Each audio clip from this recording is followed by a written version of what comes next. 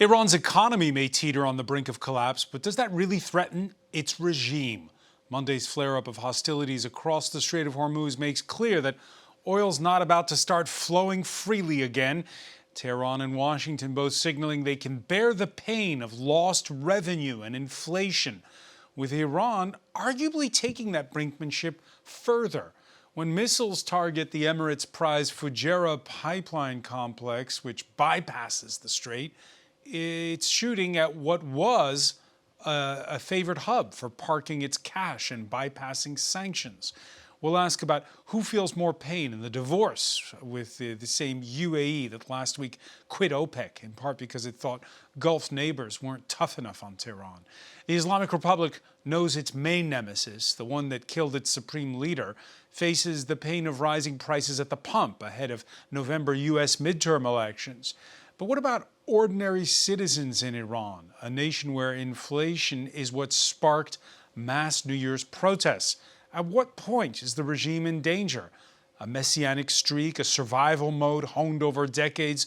Those are factors. But Iran and its powerful revolutionary guards also rely on a vast patronage system. Behind the cloak of an internet blackout, how's it looking on that score? Today in the France 24 debate, we're looking at the pain threshold for Iran and for the Iranians. And with us is Mehran Hagirian, Director of Research and Programs at the Bourse and Bazaar Foundation, which goes into the weeds of Iran's economy. Thanks for being with us. It's a pleasure to be with you. With us as well, Peyman Azmoudeh, Senior Risk and Compliance Analyst at Forward Global. Good to see you again. Thanks, Francois. From Doha, France 24 correspondent Hoda Abdelhamid. Thanks for joining us again. Always a pleasure. Also in the Qatari capital, Negar Mortazavi, Senior Fellow at the Center for International Policy. Welcome back. Thank you for having me. Good to see you. Reminder, if you're on the go, you can listen to the show. That's right, listen wherever podcasts are streamed. The ceasefire is not over, so insists U.S. Defense Secretary Pete Hegseth. Now, his Pentagon briefing was staged before we saw that it was going to be a second day of air defenses activated on the Emirati side of the Strait of Hormuz. Monty Francis looks back at what was a manic Monday. Eyewitness video shows smoke rising from the largest oil port and storage area in the United Arab Emirates, the result of an Iranian drone, according to the UAE's defense ministry. Experts say the Fujairah oil industry zone on the country's eastern coast is a key target, given it feeds a pipeline that runs across the UAE, allowing oil shipments to bypass the Strait of Hormuz, which is currently under a dual blockade by Iran and the U.S. The more that terminal comes under fire from Iran, the less it's an option for ships to pick up anything from that pipeline that runs through to the very opening of the Indian Ocean. It's not the first time the Iranians have targeted the Fujairah port. There was a similar attack back on March 3rd. But this time, the UAE's defense ministry said Iran also launched 4 cruise missiles at various areas across the country. It said 3 were successfully engaged over the country's territorial waters, while 1 fell in the sea. On Monday, Iranian state TV aired images of the country's navy shooting what it said were warning shots at U.S. destroyers. But Tehran appears to be turning once again against U.S. allies in the region, including the UAE. And they've also gone after the UAE because the UAE has complicated relationships, I think is probably the best way of putting it, with all of its friends at the moment. The Saudis, for example, we know are talking to the Chinese, and they're putting pressure on the Chinese to encourage the Iranians not to strike at Saudi Arabia. So UAE is putting itself in a particularly sort of unique position. And what we don't know is what they're asking for behind closed doors when it comes to US strikes against Iran in retaliation for this. Earlier in the day, the UAE's energy minister was at a forum where he discussed his country's recent decision to leave OPEC. He said the best-case scenario was that no one would control the Strait of Hormuz. Meanwhile, flights scheduled to arrive in the UAE were also diverted for what authorities said were active military threats. Hoda Abdelhamid, again, we saw those air defenses in the UAE once again activated this Tuesday. What's the feeling where you are? Well, certainly it has raised the tensions across the region. Now, it has to also be underlined that Oman got struck yesterday, and 2 expats were actually wounded by debris in the city of Ghouta. But certainly the UAE now, like before, is getting the brunt of Iran's attacks, even though Iran has been ambiguous in claiming responsibility and didn't claim responsibility and didn't deny, just saying that was the result of. Hoda, I'm going to have to interrupt you because we're having America. slight sound issues. Before what you're saying there is first of all about those missiles that appeared to have hit Oman while being targeted at the UAE from the southern end there of the Strait of Hormuz. We'll try to get back to you as soon as we have that connection fixed. Mehran Hardirian, you wrote a piece a couple days back for the publication Le Grand Continent about the spiking tensions. The UAE, as we saw in that report, really the outlier, and Iran unabashed about saying, yeah, we did target the UAE. You see, I think the Iranians are viewing basically the targeting of the UAE through 3 different prisms. One is basically trying to look at the fact that during the war and in the 26 days of the ceasefire, the UAE has been really the most vocal in terms of being anti-Iran, in terms of, let's say, also the diplomatic efforts internationally. The second component here really is, let's say, the Israeli angle, and obviously with the reports that we're seeing coming especially from the Israeli side on an alliance between Israel and the UAE, and let's say these military cooperation, security cooperations. The UAE, which signed those Abraham Accords. Exactly, and now it's bearing fruit for it because it's now basically the Israelis are providing them with the security assistance that they require during this time of conflict. And the third angle, it's a bit more murky, and that's really the Iranians trying to tap into the rift between the UAE and the Saudis. Obviously, that's growing, and it's been expanding since February, before the war started. The war paused it for a few weeks and months, but let's say, but now we're seeing it come back to the surface. But the Iranian calculations are really tapping into that. I think it's misguided. Why do you say murky? In the sense that it's a long shot for Iran to think that the Saudis would prefer to work with Iran in the context of its rivalry with the Emiratis. I think all of these issues are compartmentalized, and I don't think there's any room for, let's say, an Iranian-Saudi cooperation against the Emiratis here. Negar Mortazavi, sitting again in Doha in Qatar, does the UAE look isolated or not? To some extent, I think, and I agree with Mehran, just to build on that, Iran does have an eye on sort of that rift between UAE and Saudi Arabia. And going back to the Abraham Accords, let's remember the big prize was Saudi Arabia. Since the first Trump administration, that was really the focus. That was what would be the gold card in the Abraham Accords, and that didn't happen. And then with Gaza and the genocide, and now the rift between Saudi and UAE, and even the war, that the Saudi joining of the Abraham Accords seems even more distant. So for Israel and for the Trump administration, bringing Saudi Arabia closer to that alliance and also to UAE was really the goal. And for Iran, it's exactly the opposite. And I think the way the UAE has engaged in this war, the way they have aligned themselves with the US, with Israel, and the way they have responded has also to some extent separated them. I don't know if they're fully isolated. We still see the GCC sort of try to speak as a body, as a unit sometimes, but I mean, sitting here in Doha, there's a lot of difference between how these countries have dealt with the war. You start with Oman. This country, Qatar, has throughout the course of the war tried a lot of behind the scenes diplomacy, back channels, and really tried to separate itself from the way Iran was seeing some of these other countries. And then you have the far end, which is, of course, the UAE. So each country has a different, I would say, profile. There isn't really a GCC unity as far as their involvement or lack of in this war, and also how Tehran sees them. And that's why we also see these very different responses. Yeah, which Peyman Azmoudet, again, we talk about we've had this lull about while they're trying to figure out whether or not they're going to have negotiations again between the United States and Iran. And then we saw this Monday the missiles fired at the UAE, as Hoda was saying, one hitting, a couple hitting Fujairah, hitting Fujairah, but also hitting nearby Oman on the way. You have claims and counterclaims over what boats got hit in the Strait of Hormuz.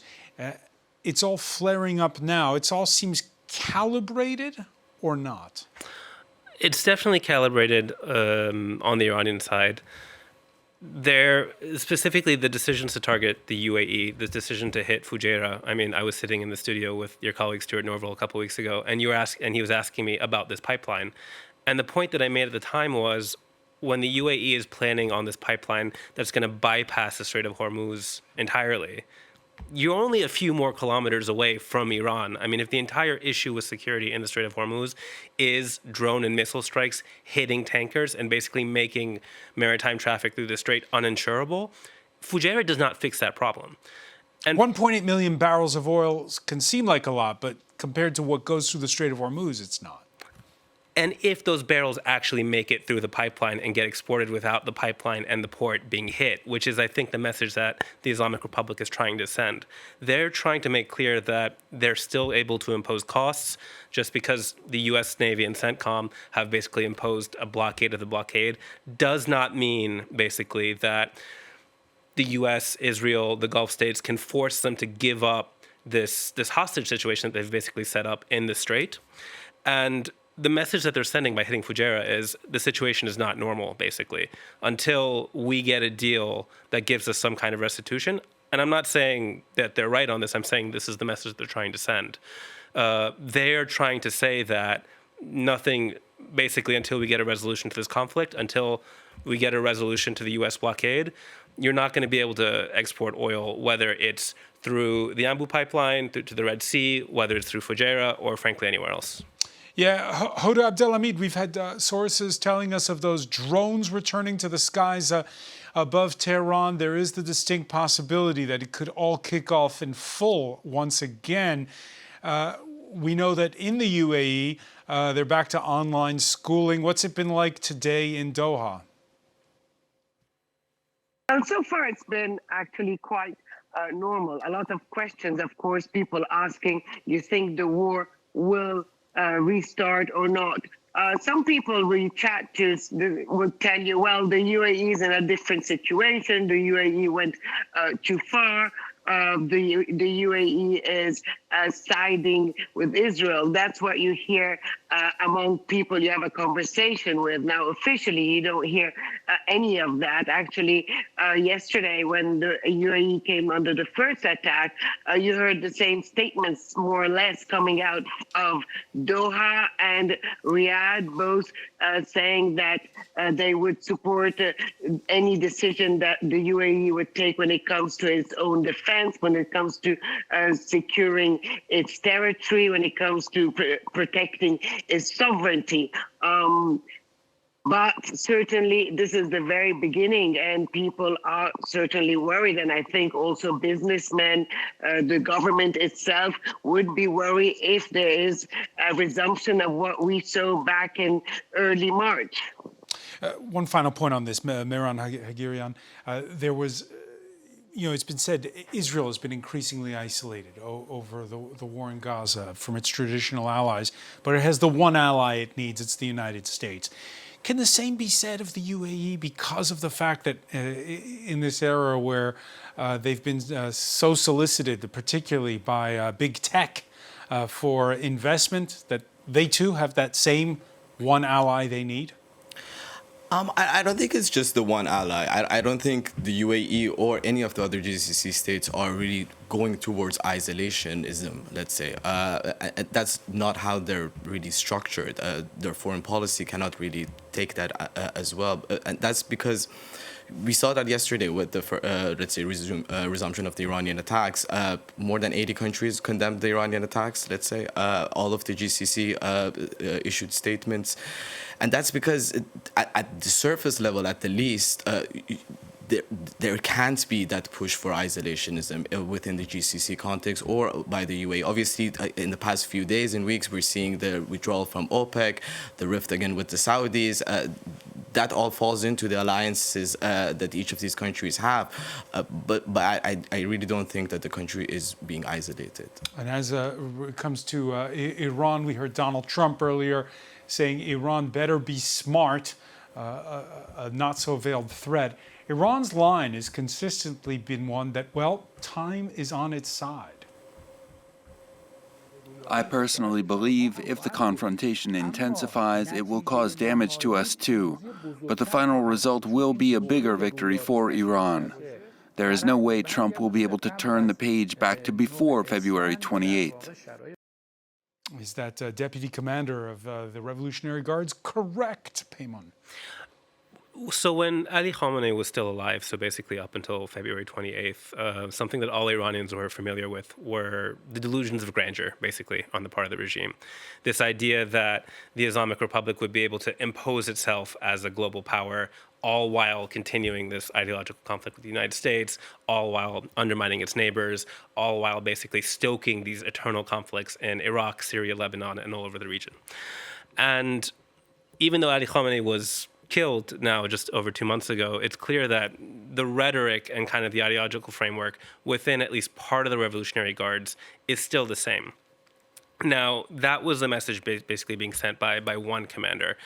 You have, on the other token, a message that was put out a few weeks ago by another former IRGC commander, so Mohammad Bagher Ghalibaf, who we've talked about quite a bit. Speaker of Parliament. Speaker of Parliament. And he said in very clear terms, this was a message he was sending to his other fellow commanders. Just because we won, basically in his terms, this round of the war does not make us more powerful than the United States, does not make us more powerful than Israel. And on a certain level, but there is in that clip, there's a bit about, we can take the pain is the message he's sending out. Is that true? I think for some parts of the regime, they really do see the world that way. They really think that way. And basically their answer to the vast majority of the population that is suffering, and is suffering even more now than they were in January when those protests were beaten down with really kind of a level of force that's almost unprecedented in the 21st century. Their answer is, well, if people just rise up, we'll shoot them again. And I think that really kind of speaks to the lie when Donald Trump talks about the fact that there's already been regime change in Iran. And the fact that, we have a much more moderate group that's much more willing to make a deal. I think when you want to assess kind of to what extent the Islamic Republic actually thinks it can take the pain, to what extent it actually thinks it's stable, there's one really reliable indicator that goes back to the very beginning of the regime, and that's executions. That is how many people they are putting to death. And we have a very clear signal since the start of the war that they do not feel secure. So as of this past weekend, they've executed 28 political prisoners since February 28th. So these are political prisoners. These are people who were arrested in the protests in January. And, these are people that were sentenced to death by kangaroo courts just in the last couple of months. And when you see that kind of behavior from the regime, you saw it at the end of the Iran-Iraq war, when the late Supreme Leader Khomeini ordered several thousand leftist political prisoners put to death. You're seeing it now today. It's in moments of crisis. It's in moments when the regime senses that it's a threat, that it turns to the death penalty that way. And Donald Trump basically is letting them do it. Yeah, the attention here in France, to a degree, Nigar Mortazavi, this Tuesday, has been on the fate of Iran's Nobel Peace Prize laureate, Narges Mohammadi. Her lawyer is staging a press conference in Paris to say she's between life and death. The 54-year-old who has a heart condition in a prison in the north of the country. They want her moved to Tehran for treatment. Is that the only metrics, how brutal the regime is with its prisoners, Nagar, when it comes to to measuring how vulnerable or not the regime is? It also has a flip side. They have weathered storms in the past, protests, the 1980s long bloody war with Iraq. with this kind of repression. I mean, this is a direct byproduct of foreign wars. When you have that external security threat, then the internal space for political dissent, the political space inside closes. There will be more securitization in the name of looking for agents, looking for assets, looking for spies. The state will have this very deep suspicion, if not paranoia, and you will see this kind of treatment even with any form of dissent and political activism. But, I don't think this is necessarily going to sort of shift the dynamic internally. And this also, the extreme end of it is what Israel and then later the U.S. Were sort of pushing as a narrative during the war last year, the 12-day war in June. The narrative was that we're essentially going to go from the skies and people will rise up from the ground and this regime will fall, and it didn't. And then again, we saw protests in between because there's deep dissent and opposition inside Iran, political grievances, economic, social. But then again, with the start of this war, we were hearing that narrative that this could change the regime potentially. If it didn't, people will rise up. I still hear that narrative here and there, both inside in the US and in Israel, that hope that people will rise up and overthrow the regime. And we just haven't seen that. And I think it's natural. This is not just a war in the Islamic Republic. This is very much a war on Iran, on Iranians. The war started with an attack on an elementary school, hundreds of civilian targets, universities, schools, hospitals, cultural heritage sites that go centuries before the Islamic Republic was even founded. And I think what this war has done is actually the opposite. It has increased nationalism, not necessarily rally around the flag for the government, but nationalism within Iran. And it has made people see sort of these freedom bombs or the help on its way that President Trump posted online. They're seeing it with more clarity that there is no surgical way of doing regime change or overthrowing, and that the civilians and the population are very much going to be the collateral, if not the main target of many of these attacks. So I just don't see that kind of uprising and that narrative happening in the course of this war. And if anything, this will just lead to more closing of the political space for dissent, for legitimate dissents, legitimate grievances, and more securitization. And the state also has become, you can argue, has become more hardline and more cohesive in its decision-making as a result of this war. Yeah, that brings us back to those protests at the start of the year where thousands, perhaps tens of thousands, were killed. And it's the one metrics, I guess, we can look at coldly, Mehran Hagirian, is whether or not the Revolutionary Guards would have today the soldiers necessary for that kind of brutal repression. At the minimum, what is, let's say, the minimum requirement for the regime to be able to crush any other uprising? I think they still have that. I don't think that's a question. But at the same time, there is nothing normal of the current situation Iran is in at the moment. And whatever we're seeing is a wartime situation that it's really benefiting the IRGC and the hardliner elements within the country. Obviously, that as any hour, let's say, that the war is continuing, it's benefiting them more than any other group or country. But at the same time, we have to realize that that's maybe the reason that they're pushing for the continuation of the war that they are in the past 48 hours with the attacks against the Emirates and whatnot, to be able to show that the price of an agreement is much higher than what, let's say, Trump is trying to So when Friedrich Merz made that quip about the United States that annoyed Donald Trump, he talked about Iran's ability not to negotiate. Is that what this is, or is...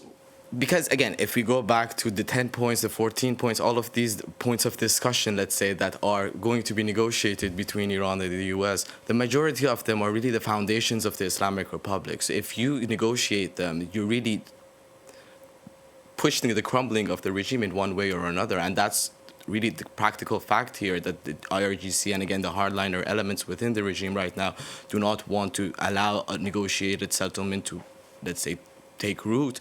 And again, there are the elements obviously within the country, such as those that are negotiating, which is Araqchi or Qalibaf or other elements who see value in an agreement. But again, the limits of that agreement is something that they cannot come to an agreement internally, and that's something that we're seeing now as well. Well, what we are seeing is so contradictory messages. On the one hand, as you say, a lot of the points that the United States wants to discuss are non-starters because they mean the end of the Islamic Republic.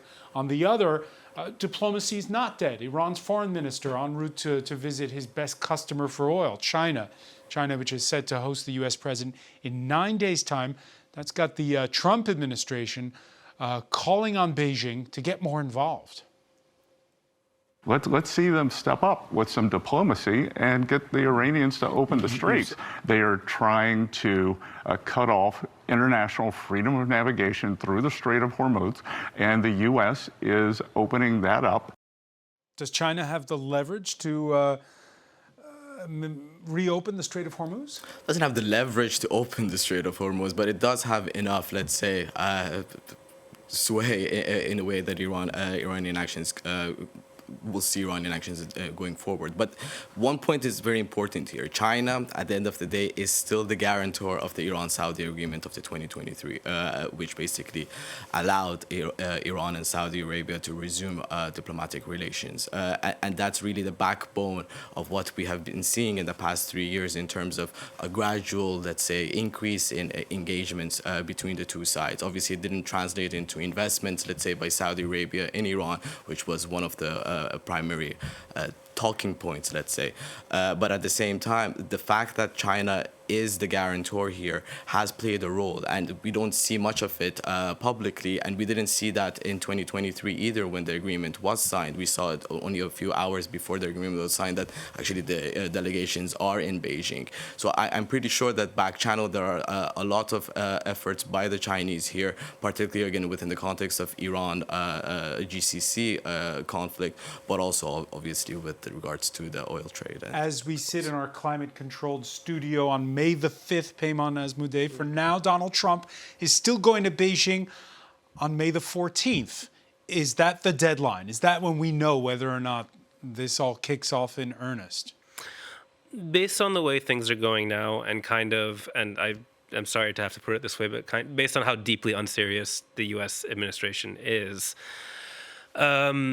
China is the adult in the room, so it is quite possible, and I think maybe Scott Bessent, in the way that kind of he's putting it in those words, it's a signal that the U.S. to get itself unstuck, the Trump administration to get itself unstuck, might need Xi Jinping's help.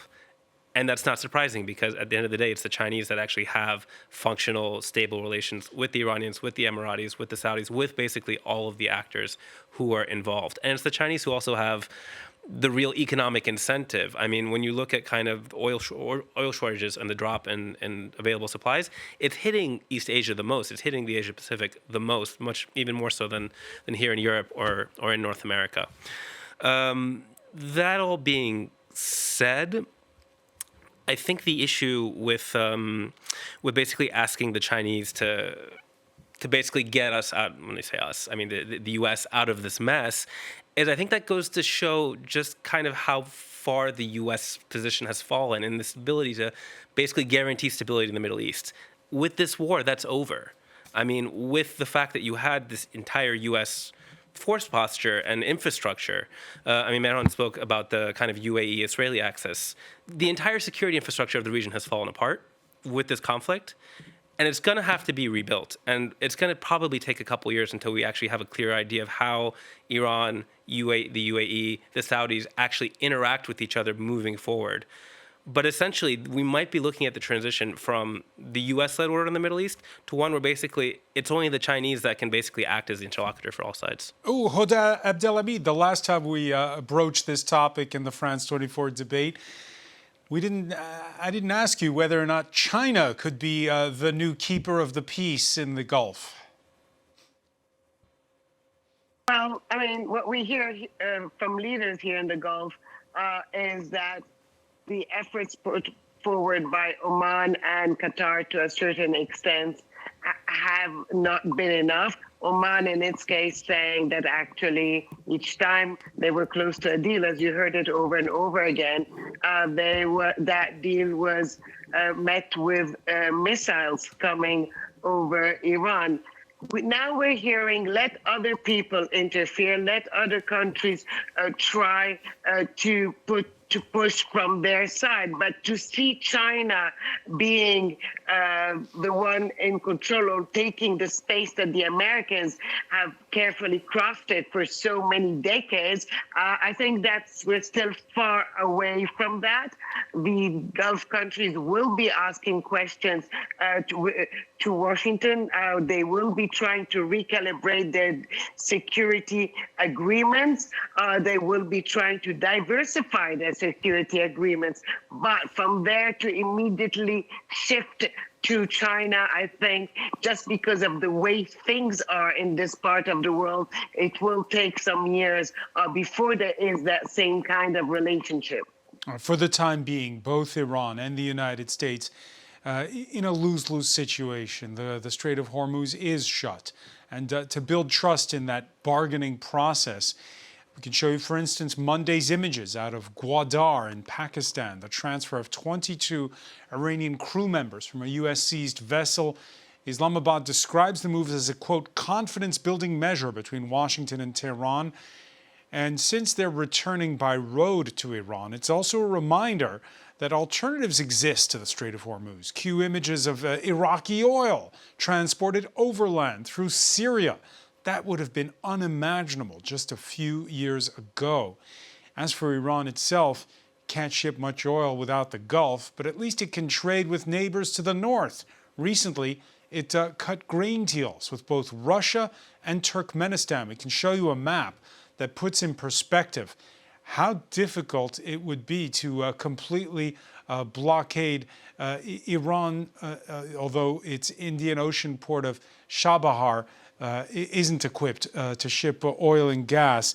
You look at that map, you see Iran, not only is it a country of 90 million, but it's also got a lot of neighbors around it. I guess, I'll put it to you first, Mehran Hagirian, which is revenue coming in right now into Iran? Is the regime getting money? You know, the majority of the Iranian revenues are non-oil, and the non-oil exports, around 60% of them are tied to consumer, let's say, spending. And within the context of a resilient economy, let's say, the state economy is resilient to some level. It can withstand a lot of pressures. It's been built that way because of, again, years of sanctions on the country. So they've been trying to figure out ways to go around them in various different ways. But that doesn't really necessarily translate to the pockets of ordinary Iranians. And this is where there's a mismatch in trying to understand the economic situation of Iran, whether it's going to improve. Because right now, for instance, inflation jumped from 40 to 50%, according to some studies. And the International Monetary Fund says it could be 70% exactly soon. And again, this is a general... Does that hurt the Revolutionary Guards? Does that hurt the regime? It does. Obviously, in many ways it can, because again, the Revolutionary Guards are also involved in non-oil economy of Iran in many ways as well. But that shouldn't really mean that the non-oil sector of Iran is state-led only. So there is the private sector in Iran is very active, but at the same time, you have to realize that the current situation does not allow any trade to take place, be it domestically or for them to basically import or export. At the same time, the issues with shipments of raw materials, particularly, for example, even with petrochemicals or whatnot, that's going to cause an issue down the line with regards to the availability of products in Iranian supermarkets or whatnot as well. All right, so it's hitting again. How much? Again, it's that question. I'll put it to you, Negar Mortazavi. It's hitting ordinary citizens, no doubt about it. But what about those that make the decisions? Again, they're fighting for their survival. Absolutely. I mean, is there going to be pressure? Yes. Have they seen this kind of pressure in the past? They have. I mean, the 1980s war, I can say arguably the economic situation was pretty bad, but they they fought through it. And this is not going to be the kind of pain they can't tolerate. For Iran, this is a war of attrition. This is an asymmetric war.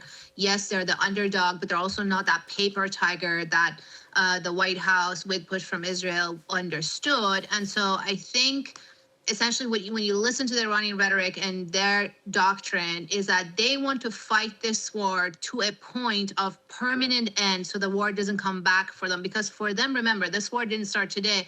This year, this war started last year in June. They accepted a ceasefire and the war came back. So for them, it's more important to fight it to a point where it doesn't come back with enough deterrence, with enough guarantees, with a kind of agreement that they can count on long term, as opposed to accepting ceasefires that can then be violated or broken and the war coming back. So yes, I think they're in it for the long game. They're ready to absorb the pain. We're already hearing it in the rhetoric of the Iranian officials.